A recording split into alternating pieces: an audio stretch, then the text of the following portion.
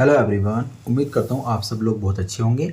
आज का question 2024 set F B का है। इससे पहले सेट एफ ए हमने सॉल्व कर लिया है। ये क्वेश्चन आपसे एक नंबर में पूछा गया था। व्यंजक I dot I plus J dot J plus के डॉट के का मान होगा। तो जनरली हम लोग क्या करते हैं, आई डॉट आई की वैल्यू होती है 1, जे डॉट जे की वैल्यू भी होती है 1 और के डॉट के की वैल्यू भी होती है 1। तो ये सारे हमें ऐड करने हैं।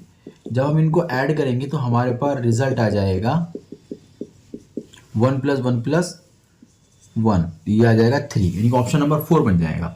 हमें ये देखना है, हम ये देखना चाहते हैं कि आई डॉट आई का मान कैसे 1 बन जाता है।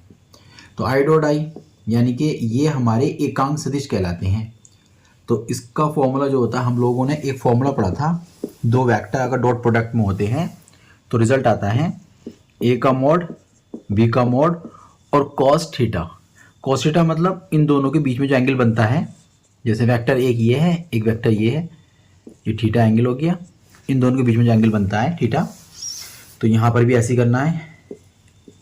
फर्स्ट वाले वेक्टर का मॉड, सेकंड वाले वेक्टर का मॉड और कॉस, दोनों आई आई हैं यानी कि दोनों सेम सेम है, इसका मतलब एक ही डायरेक्शन में होंगे, तो इसलिए एंगल हो जाएगा 0।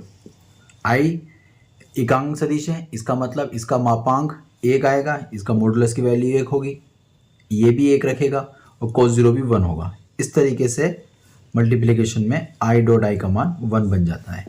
तो कभी आपसे बोर्ड एग्जाम में पूछा जाए आई डॉट आई का मान बताइए, तो आप बता सकते हैं इस फॉर्मूले के अकॉर्डिंग। मिलते हैं एक नए क्वेश्चन के साथ।